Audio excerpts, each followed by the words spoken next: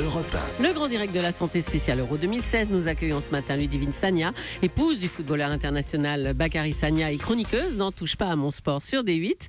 Et nous sommes toujours avec le docteur Jean-Michel Cohen, Sabrina Philippe, Elisabeth Assayag et le docteur Catherine Solano. Avec qui on va parler de la sexualité et du foot. Font-ils bon ménage? Ludivine, c'est vrai ce qu'on dit en fait que les grands sportifs, avant une grande épreuve, doivent pas faire l'amour? Non, ils sont en mise au vert à l'hôtel, donc ils risquent pas de faire grand-chose. Et vous n'avez pas le droit d'y aller? Ah bah bien sûr que non. Non. Mais Non. ils y sont depuis combien de temps? Pas très longtemps. Bah la veille quand même. Oui, la veille. Mais Ouais. donc jusqu'à la veille, c'est bon. Enfin la veille avec son club, avec l'équipe de France, ils sont depuis plus longtemps, donc non, on les voit pas. Mais il y a une règle ou pas, honnêtement? Oh, non, il n'y a pas de règle. Non. C'est comme vous voulez. C'est comme on veut. D'accord. J'arrête là, j'irai pas plus loin, promis. Je vous l'ai promis. Docteur Solano, le sport et en particulier le foot, c'est une bonne chose pour la sexualité? Alors oui, le foot, enfin le sport en général, c'est excellent pour la sexualité. Je vais vous donner quelques chiffres qui vont motiver tout le monde à s'y mettre. C'est que les hommes qui ne pratiquent aucun sport ont 3 fois plus de problèmes d'érection en moyenne que ceux qui sont sportifs.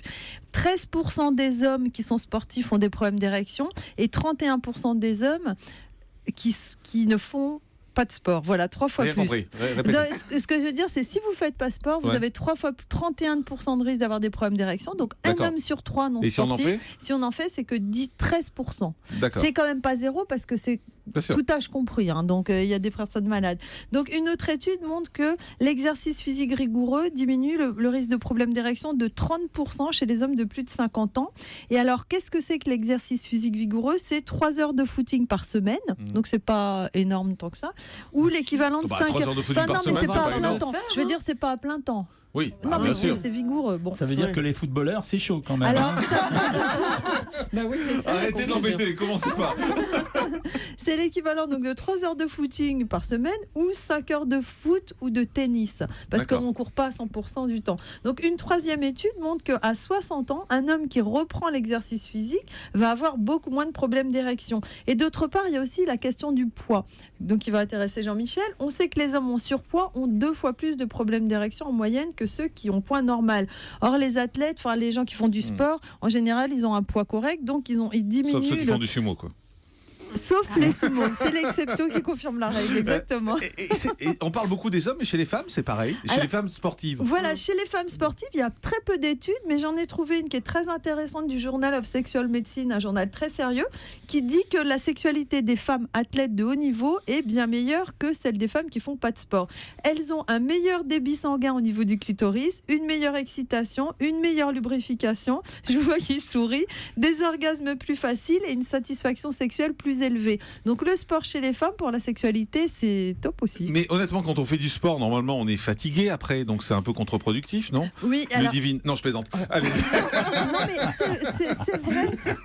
c'est vrai que les études montrent que si on fait plus de 30 minutes de sport, ça fait monter la testostérone, qui est l'hormone du désir. Donc 30 minutes de sport, c'est bon pour le désir. Par contre, si vous faites plus de 2 heures de sport intensif d'affilée, ça fait baisser la testostérone. D'accord. Donc c'est vrai que faire... et donc Ludivine disait qu'elle fait 1h30 par Je jour. suis donc bien, c'est moi. juste- Pile poil. Je suis au top. Voilà. Mais c'est vrai que ça fatigue aussi l'exercice intensif, donc on peut avoir envie de dormir plus que Exactement. voilà. Ouais,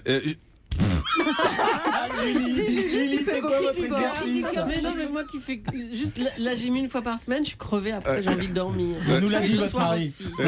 J'ai des courbatures partout. ouais, je ouais, peux dormir. on embrasse Gérard, le pauvre.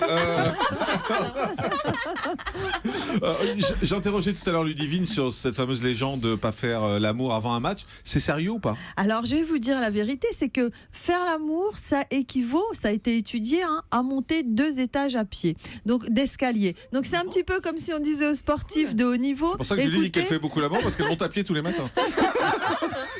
Donc, non mais est-ce que vous imaginez qu'on dise à un sportif de haut niveau, écoutez, surtout la veille du match, il faut pas monter 2 étages à pied, sinon vous allez rater votre Donc match. c'est une connerie, ça. Donc, c'est idiot. D'accord. Par contre, il y a des sportifs qui disent, moi, ça me détend beaucoup de bah faire oui. l'amour la veille d'un match, donc ça peut leur faire du bien. Et d'autres qui disent, non, mais moi, je suis tellement concentré sur mon match que j'ai pas d'envie la veille d'un Donc- match, donc c'est au choix. Donc finalement, il n'y a pas de règle. Il n'y a pas de règle, non. Regarder le foot à la télé, c'est bon ou c'est toxique pour la sexualité? Alors, on sait que passer 3 heures devant la télé tous les jours, augmente les problèmes d'érection de 30%.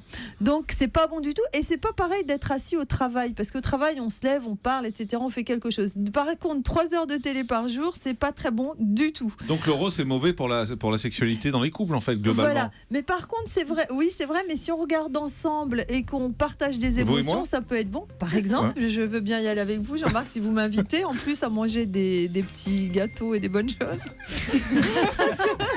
C'est quoi les bonnes choses?